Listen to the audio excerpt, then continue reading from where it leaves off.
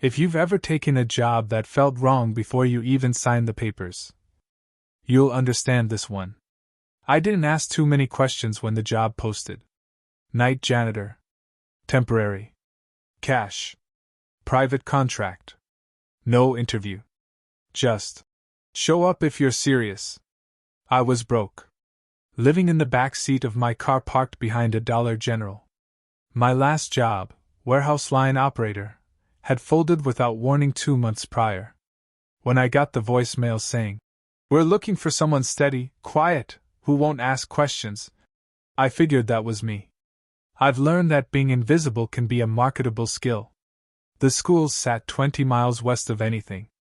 Hollow Creek High, a hulking, half-buried corpse of concrete and rusted brick, surrounded by trees that grew too still after dark. Every window was intact. No broken glass. No graffiti. No signs of life, but no signs of death either. Just stasis. Like time had forgotten it. I pulled up at 5:47 p.m., just as the last sunlight stretched long over the empty football field. There was no one to greet me. No principal. No supervisor. Just an envelope taped to the inner doors with my name scribbled in red ink. For night staff only. Inside.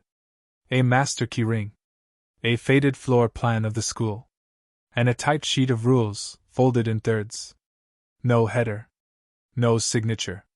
Just 12 lines, centered neatly on the page. I read them standing in the lobby as the last of the daylight slipped away behind the gym. Here's what it said. Operational notes. Night custodian protocol. Never mop the second floor hallway after 9:33 p.m. If you hear the bell after midnight, stop. Do not check your watch. Do not move. If lights are on in room 217, do not enter. Close your eyes and count backward from 10. If a girl in a varsity jacket asks for help, do not speak. Do not nod. Do not run. The music room should remain locked. If the door is open, turn off the intercom and wait 10 minutes before proceeding. Always leave a stick of chalk on the principal's desk before leaving. If you find writing on the mirrors, do not read it aloud. Janitor closet B12 does not exist. If you find it, log out and leave immediately. Never speak to your reflection in the trophy cases after 11 p.m. Avoid room 108 on Fridays. It's occupied. Do not bring your phone. Do not use the Wi-Fi. If you forget a rule, it remembers you. I folded the list slowly. Laughed. Nervously. An abandoned high school with an instruction sheet written like an urban legend? This had to be a prank. Or hazing. Or maybe just some clever way to keep bored workers from snooping where they shouldn't. I pocketed the list and opened the double doors. The moment I stepped inside, the lights clicked on down the main hallway. Fluorescent. Buzzing. Not motion censored. Not timed. Triggered. By me. I don't remember breathing for the first 30 seconds. Just the sound of my boots on wax tile, and the echo of distant lockers humming with heat that shouldn't have existed in an unpowered building. At the end of the hallway, the intercom crackled. And though no one had touched it, I heard a voice say, "Welcome back." I read the rules again during my first break. Sat in the old staff lounge, a room that smelled like burned coffee and dry air. The vending machines were still stocked. Every soda expired in 2007. I'd brought my own thermos, but I didn't drink from it.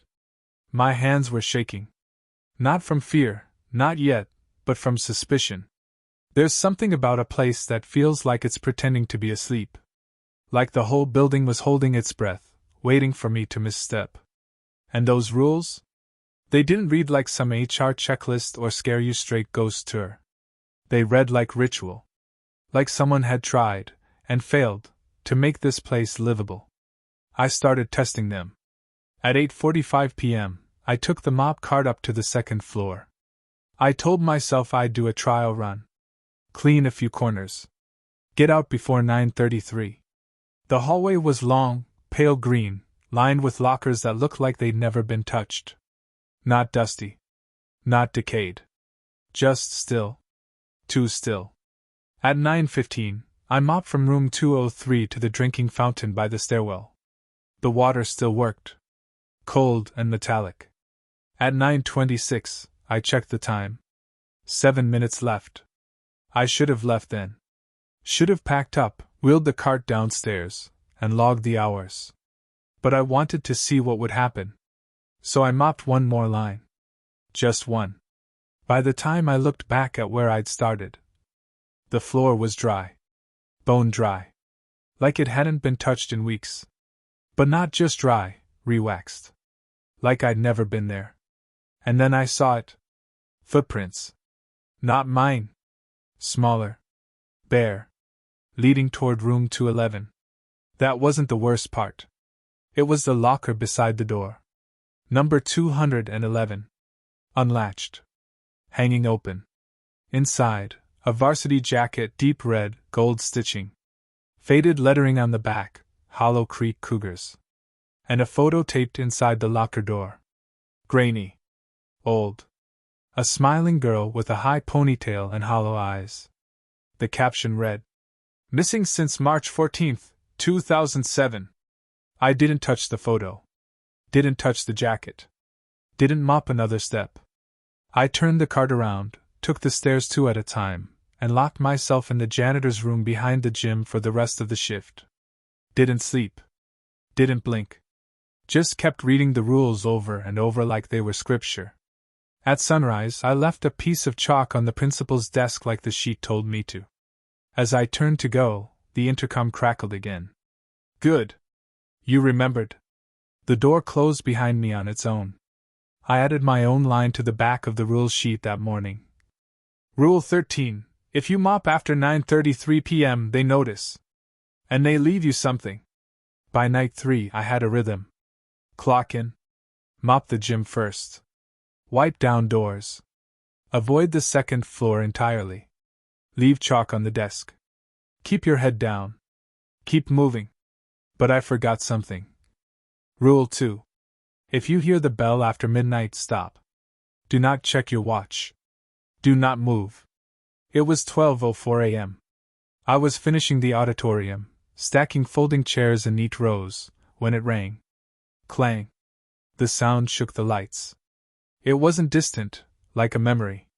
It was inside me, like my bones had been hollowed out to carry the sound. Clang. A second ring. I reached for my watch before I even realized what I was doing. 12:04. Still. No seconds ticking. The second hand frozen. I blinked. Looked up. And realized the world had gone quiet. Not normal quiet. Not night quiet. Absolute. No hum of lights. No buzz of power. Just a stillness that rang louder than the bell had. I took a step. And time did not follow. My boot hit the floor, but there was no echo. I tried to speak. No sound. I tried to breathe, and my breath hung in front of me, unmoving. Like even the air had stopped obeying. I turned toward the exit, and saw shapes in the hallway. Not people. Not ghosts. Just silhouettes. Like the shadows had decided to keep moving even after the people were gone. One of them looked like a student. One looked like me. I don't know how long I stood frozen. Seconds? Hours? My body screamed to move. To run. But something deeper, maybe instinct, maybe the rule itself, kept me locked in place. Then the bell rang a third time. Clang. And just like that, everything returned. The lights buzzed back to life. The auditorium creaked. My breath fell. The watch ticked. 12:07 a.m. The hallway was empty again. I walked to the nearest mirror in the drama dressing room, just to make sure I was real. My reflection stared back. Pale. Shaken. And then, it blinked twice. I only blinked once. That morning, I left 3 pieces of chalk on the principal's desk. I don't know why. I just felt like it mattered. As I turned to leave, the intercom buzzed. And said in a voice that didn't sound like anyone living. 3 minutes. You heard it too, didn't you?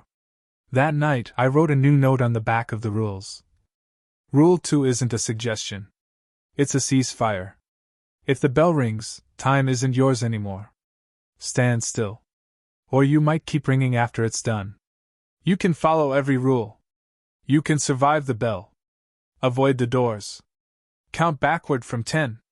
But nothing prepares you for someone who looks human. It was just past 11:20 p.m. I'd finished wiping down the cafeteria and was heading toward the trophy hall, a narrow corridor lined with glass cases and old banners that hadn't aged in 15 years.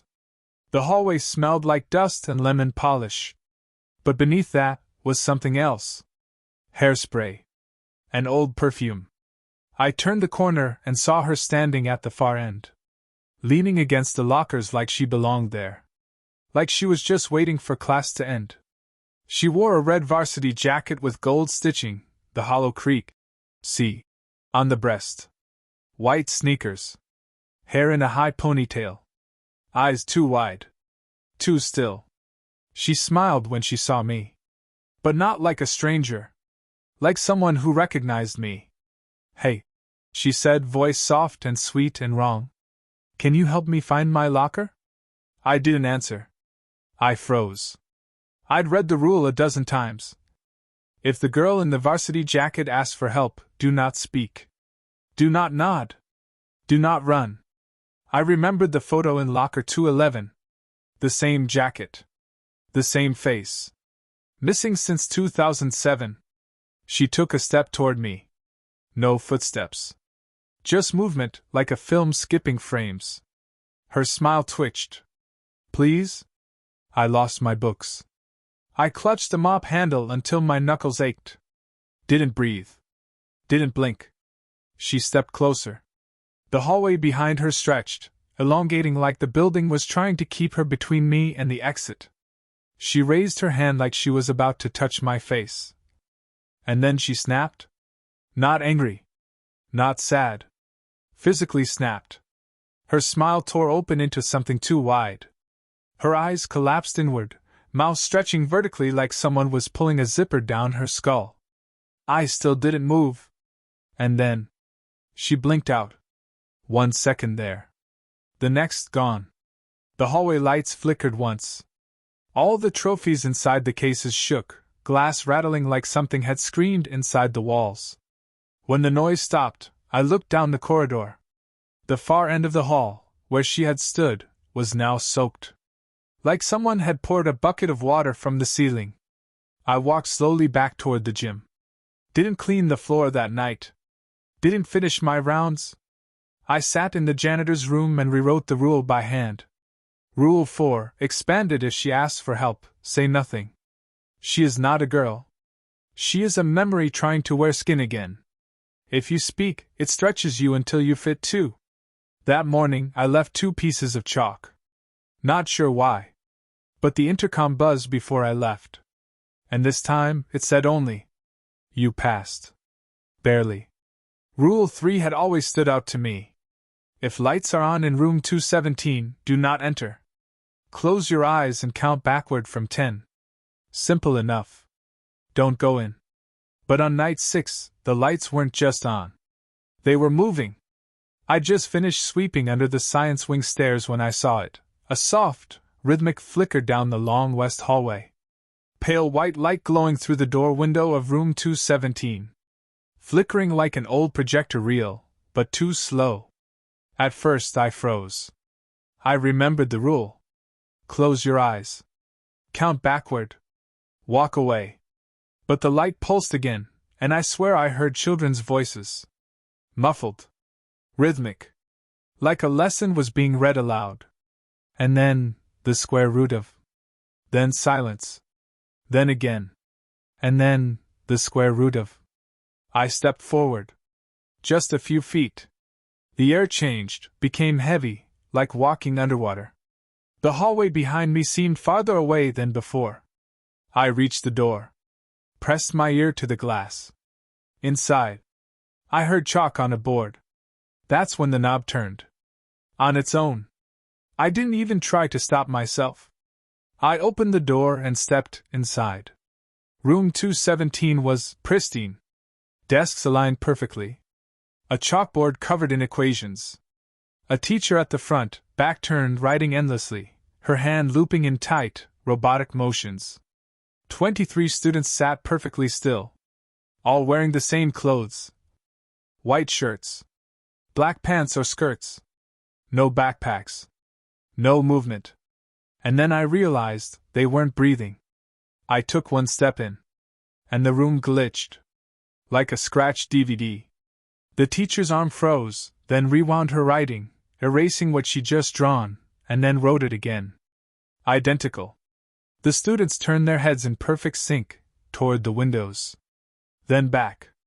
Then again. Every 10 seconds. It was a loop. But one of them wasn't syncing. Row 3. Third desk. A girl. She turned slower than the rest. Delayed. Offbeat. And she was looking directly at me. Her mouth opened. Too wide. She mouthed something I couldn't hear. Over and over again. Don't stay. Don't stay. Don't stay. I stepped back. She stood up. None of the others moved. The teacher slowly turned, chalk still moving on the board even as her head rotated independently. Her face was a blur, like a photograph mid-shutter. But I saw the outline of a smile. The girl started walking toward me. Her face twitching with effort. Get out. Get out. Get out. I slammed the door shut and sprinted down the hallway, breath ragged. Behind me, the light from room 217 flickered once. Then vanished. That morning, I didn't leave chalk. I left an entire box. The intercom buzzed at 6:01 a.m. and said, "You saw too much. Next time, we won't reset it for you."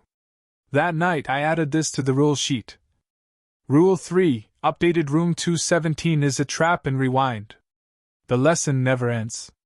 But one of them still remembers what it was like to be real, and she'll try to save you. Let her.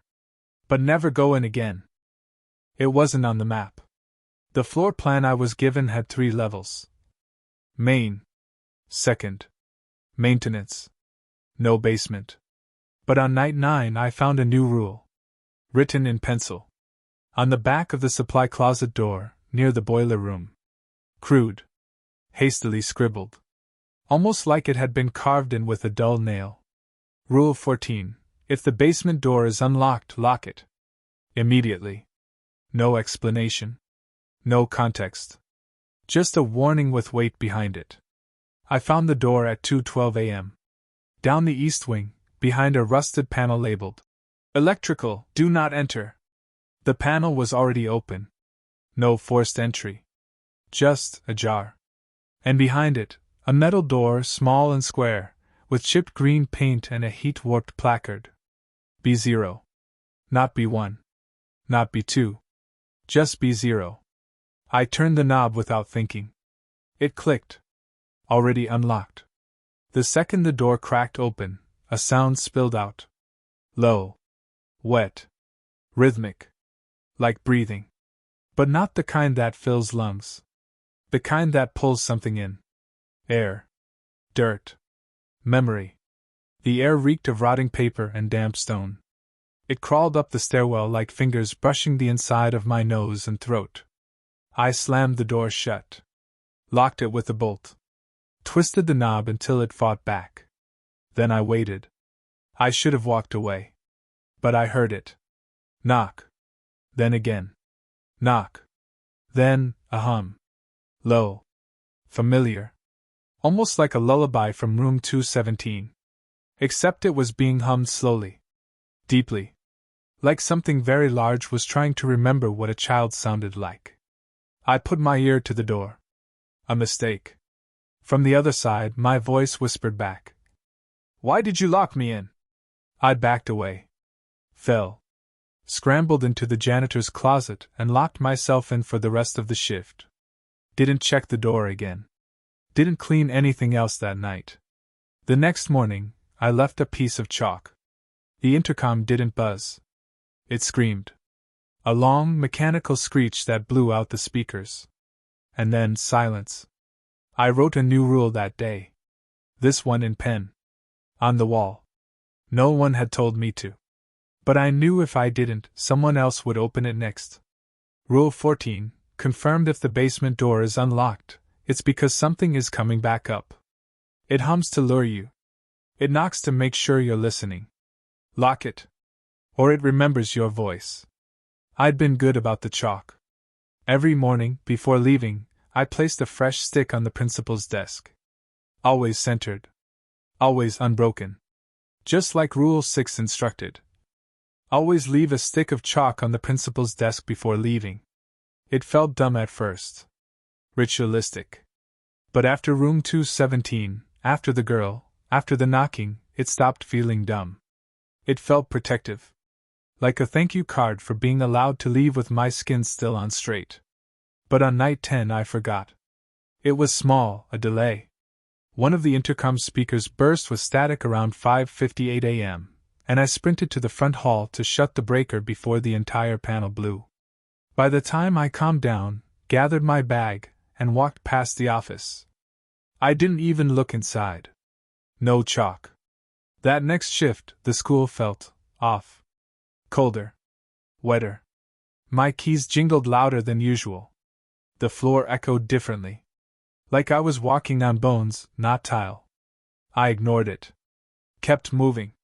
Until 3:03 a.m., when the PA system clicked on without warning. Not buzzing. Not static. Just a recording. You forgot. That was it. 2 words. But they rattled the entire hallway like someone had screamed them inside the walls. I ran to the principal's office. The door was already open. Inside, nothing was as I left it. The desk was cleared, except for a single photo. An old class picture. All black and white, grainy and faded. But front row dead center. Me. Smiling. Wearing a 1950s-style janitor uniform. Holding a mop. I stared at it for a full minute, brain refusing to compute. Then I noticed the chalkboard in the background. Scrawled in messy cursive. Keep the door shut this time. I backed out. The office lights turned off on their own. The moment I stepped into the hallway, the door slammed behind me. A voice whispered from the speaker overhead, not over the PA, but inside the plastic. 1 offering. 1 day. You think you're exempt? The next morning, I didn't leave 1 chalk stick. I left 7. Arranged in a perfect circle on the desk. I don't know why. It just felt right. When I turned to leave, I saw it. The photo on the wall had changed. Now it was a faculty photo. Framed. Newer. And among the faces? Me. Same shirt. Same name tag. But older. Smiling like I'd been there for years. That night, I carved a line directly into the principal's desk. With a pocket knife. Deep. Permanent. Rule 6, final: the chalk isn't for decoration. It's payment. Tribute. If you forget, the school remembers your debt, and it never charges interest. Just time. It started with humming. Faint. Off-key. Like a school song remembered wrong. It came from the gymnasium, sometime after 2 a.m., echoing just low enough to make you think it was in your head. But I wasn't imagining it. Because that same tune was what I heard under the basement door 3 nights earlier. I'd been avoiding the gym for a while. It wasn't on the rules sheet. But that didn't mean it was safe. The last time I cleaned under the bleachers, I found 7 identical hair ribbons tied in perfect knots beneath the 3rd row, and 1 used inhaler that looked freshly dropped. And when I turned to leave, the exit door was on the opposite wall. Like the room had spun around me. But on night 12, the humming got louder. Clearer. Not just sound now, words. Musical note. Hollow Creek, come take your seat. Under floorboards, not concrete. Musical note. Then it stopped. Just like that. Like it knew I was listening. I thought about calling in the breach. But who do you call when you're the only name on the log sheet? So I grabbed the flashlight and went in. The gym was dark. Too dark. Even with the overhead fluorescents buzzing above me, the light didn't reach the floor. It felt like walking into a swimming pool filled with warm air. The bleachers were fully retracted. Or they should have been. Because halfway down the wall, I saw one section, extended. Just wide enough for someone to crawl into. And beneath it movement. I crouched down. Pointed the light under the gap. Saw feet. 7 pairs. Bare. Facing backward. They weren't standing on the floor. They were hanging from the underside of the bleacher rows, like puppets waiting for strings. And above them, scratched into the metal beam, a phrase. He opened the door. Suddenly, something grabbed my ankle. Not hard. Not violent. Just intentional. Cold fingers. Too many joints. Pulling downward, like the floor beneath me had loosened. I screamed. Kicked. Scrambled back and felt myself slide on the gym floor like it had turned to oil. The feet beneath the bleachers shifted in sync, turning as one to face me. No heads. Just legs. No sound. Just the breath of the school moving through vents that hadn't worked in a decade. I made it out. Only just. The gym doors slammed behind me with enough force to shake the lockers down the hall. The next morning, the janitor log was gone. Every page. Cleaned out. Except one line left behind. They get one grab. You got lucky. I rewrote the rule by hand. Taped it directly to the gym doors in red ink. Rule 15. The bleachers are not retracted. They're feeding. If you see feet beneath them, back away slowly. If they grab you, fight. They're not trying to pull you under. They're trying to switch places. I didn't sleep after the bleacher incident. Not that night. Not the next. The shadows were moving even when the lights were on. The mirrors showed hallways I wasn't in. And the janitor closet where I kept my gear started closing itself behind me. I knew what was happening. The school had stopped treating me like a guest. Now it saw me as staff. On night 13, I showed up to clock in, and the timecard machine was gone. Just gone. No sign it was ever there. In its place, a blank binder. White cover. No title. No lock. Inside, 12 empty pages. Except the first one. Scrawled across it, in the same crooked red ink as my original instruction sheet. Your turn. That night, every rule I'd followed stopped working. Room 217 was lit from the inside, but the door was gone. The basement door stayed locked, but I heard breathing inside my locker. The intercom whispered new names to me. Not mine. Students. Ones who'd never been enrolled. Ones who'd never left. At 3 a.m., I went to the principal's office. The desk was gone. In its place, a podium, facing a chalkboard covered in every rule I'd ever written, taped, or whispered. They glowed faintly, like they'd been burned into the building itself. And in the center of the room sat the photo again. Faculty picture. This time, I wasn't smiling. Just watching. Like I was waiting for someone else to mess up. I picked up a stick of chalk from the floor. There were dozens scattered now. Each one labeled in tiny writing.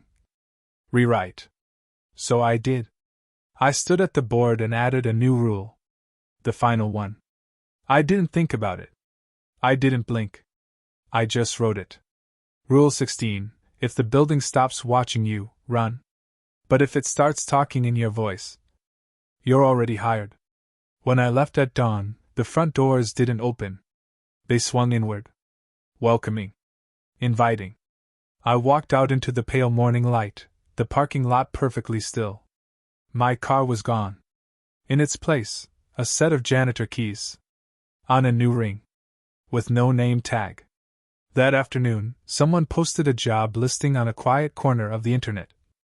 Now hiring, night custodian. Hollow Creek High. Must be quiet. Must be consistent. Must follow the rules. And attached? A PDF with 16 numbered lines. Typed. Clean. Ready for the next poor soul to pick up the mop. Because here's the truth. This school doesn't want employees. It wants authors. Caretakers who will carry the rules forward. Who will tweak them. Clarify them. Feed them. Because every rule keeps the doors shut. And the moment you stop rewriting them, the doors open. And what's waiting in the dark doesn't want to go back to class. So if you ever find yourself staring at an abandoned school that still hums with light after midnight, and a red ink note with your name on it taped to the glass, don't go inside. Because if you do, the first thing it will teach you is this: there are rules to follow, but only because someone broke them first.